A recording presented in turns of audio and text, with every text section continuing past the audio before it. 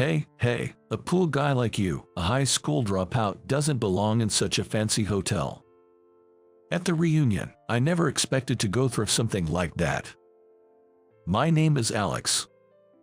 I was born and raised in a poor family. Because of that, I was often harassed by my classmates in elementary school. My clothes were ragged, and unlike everyone else's homes, we didn't have any video games. Obviously poor, living in a run-down house, I was a clear outlier in the eyes of my classmates. Kids can be cruel, saying hurtful things without a second thought, and that's why I faced harassment. Especially Brandon, a classmate, was the worst in harassing me.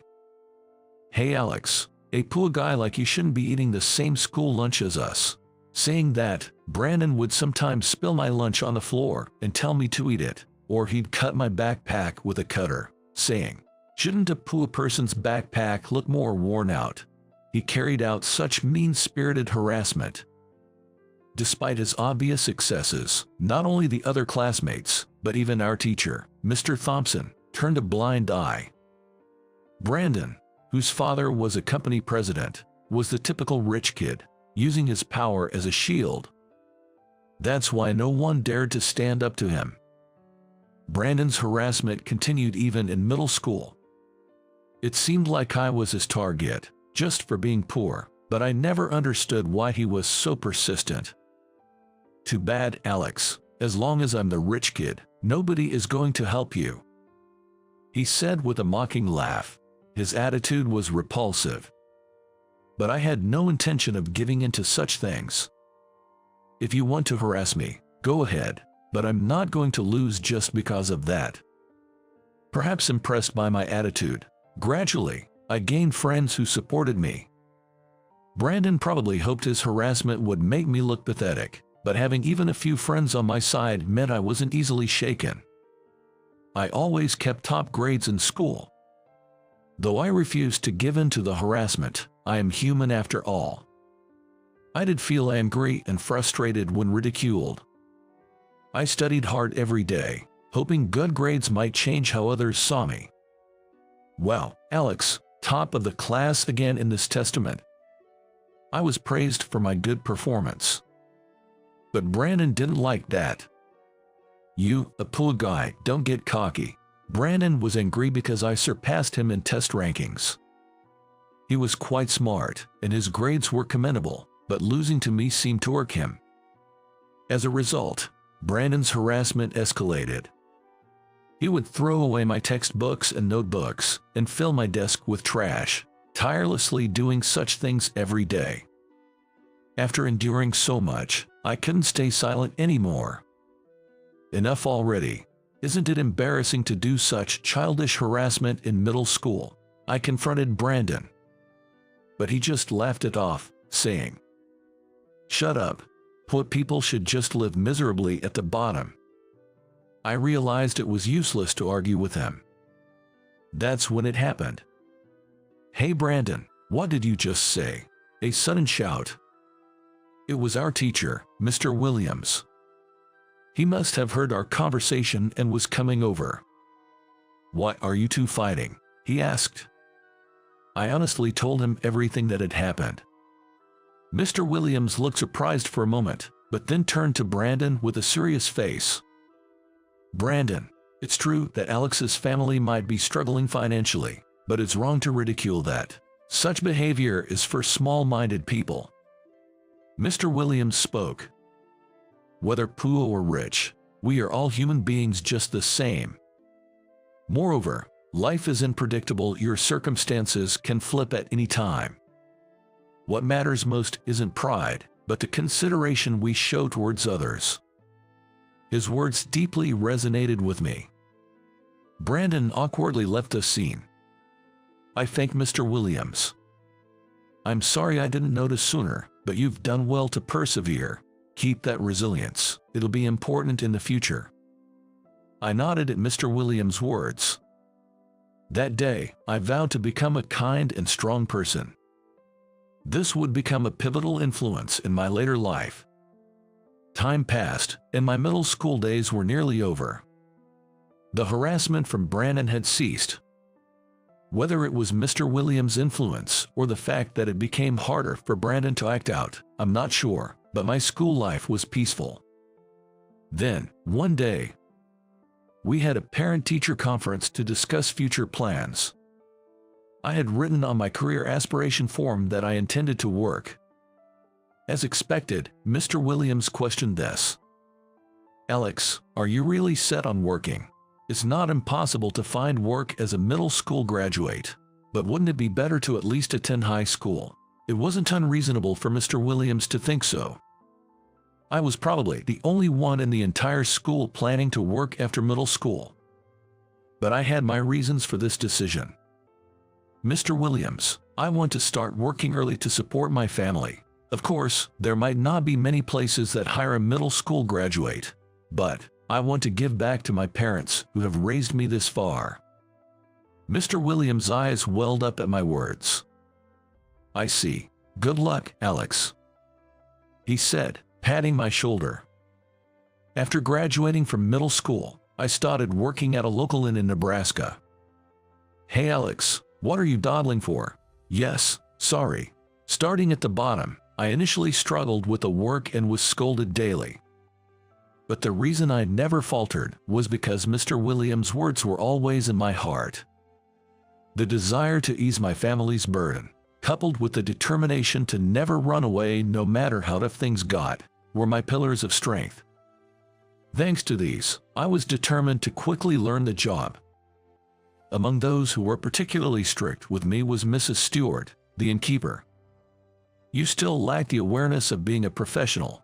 I appreciate your hard work, but your manners towards guests still need improvement." I thought I was being careful with my customer service, but Mrs. Stewart, as the inn's owner, was on another level. Her use of language and the small acts of consideration she showed were far beyond what I could offer, truly embodying the spirit of hospitality. "Alex, this inn doesn't just operate because of its staff. First and foremost, it's the guests who choose to stay with us that allow us to run this place." Her words made me realize something. I had been so focused on my tasks that I hadn't properly looked at the guests' faces. Even if I saw them now, I'd barely remember them. Despite my endurance, I was still lacking in consideration. With Mrs. Stewart's guidance, I changed my approach to work. I started looking guests in the eye when speaking to them and acting with more thoughtfulness. "Hey young man, you're doing a good job. Even small acts of kindness add up to make a pleasant experience." That day, I was praised by a guest for the first time. Their words filled me with joy, and I understood what Mrs. Stewart meant. Such thoughtfulness not only pleases the guests but also brings joy to ourselves. Realizing this, I slowly nurtured a spirit of hospitality. Gradually, Mrs. Stewart and the other employees began to recognize my efforts. "Recently, Alex, you've really started to smile more. Your smiling service makes even us feel good," said Mrs. Stewart. "It's all thanks to your guidance. Honestly, it was tough at first, but now I take pride in my work," I replied. Those words came from the heart. Then one day, after finishing work, I received a call from Mr. Williams on my phone. "Hey Alex, always hard at work. How's it going? Are you getting used to the job?" "I'm managing. Thank you for always caring," I replied. I had been in frequent contact with Mr. Williams even after graduation. He seemed concerned about my decision to start working and often checked in. "I'm planning to host a home party soon. Would you like to come?" "Yes, I'd love to attend." Mr. Williams regularly hosted home parties, inviting acquaintances. And thankfully, I was always invited. Through these events, I had become quite familiar with Mr. Williams' family. 10 years had passed since I started working. I felt I have grown a lot, getting used to the job and even being involved in training new staff. Then, one day, I received a letter. It was an invitation to a middle school reunion. Attendees were asked to RSVP and bring the invitation on the day. The reunion was also going to celebrate Mr. Williams' retirement. I've been under Mr. Williams' care for so long. I should definitely go and celebrate. With gratitude for Mr. Williams in my heart, I confirmed my attendance at the reunion. On the day of the reunion, I arrived at the upscale hotel serving as the venue. Wow, it's really fancy here, fitting for the guest of honor. Upon arrival, I wanted to greet Mr. Williams, but it seemed everyone had the same idea. There was a long line to meet him. Looks like it'll take some time to greet him. I decided to wait and looked around at my former classmates. Alex, over here, a friend from middle school, with whom I had been close, spotted me and called out. I sat next to him, feeling joy at seeing a familiar face. It's been a while. You started working right after middle school, so we didn't have many chances to meet. You haven't changed a bit, I replied. His bright smile reminded me of our middle school days. There was something comforting about seeing him unchanged. We spent some time catching up over drinks and food, reminiscing about old times. That's when it happened. What is a pool guy like you here in a place like this? I heard a mocking voice from behind. Of course, it was Brandon. He approached with a disdainful smile. And my friend by my side looked displeased. Hey, this is a luxury hotel, a high school dropout, and a poor guy like you shouldn't be here. I honestly hadn't expected to face his sarcasm after 10 years. I had hoped that Mr. Williams' words in middle school would have made some impact, but clearly, they hadn't. I remembered hearing that Brandon had joined his father's company after graduating from college. However, Brandon's personality remained unchanged, and even in college, he used his father's name to do as he pleased. As a result, he never made genuine friends. The only people around him were those attracted to his power and wealth. There was no real trust or meaningful relationships in his circle, just superficial connections. He doesn't know what true friendship is. That's why he can say such thoughtless things without considering others or the place. Thinking about it, I felt pity for him. Having his father as a shield, Brandon only maintained relationships with those who benefited from it. If he ever lost that shield, he would truly be alone. Thinking about this, I lost the urge to retaliate. Perhaps this perspective came from my experience in the hospitality industry. But Brandon, heedless of my feelings, continued to hurl insults. You don't belong here. Why don't you just leave? It was at that moment, sighing at his unchanging spitefulness, that Mr. Williams approached us. Brandon, are you still saying such things? Saying that, Mr. Williams approached us. It seemed the long line to greet him had finally settled. Mr. Williams, I'm not wrong. A luxurious hotel meal like this costs a lot. A poor guy like him shouldn't be here, Brandon argued. Indeed, this hotel is famous enough to be frequented by celebrities. It's not a place where the average salaried worker could easily afford to come. That's probably why Brandon thought I was out of place here. But then, Mr. Williams spoke to him.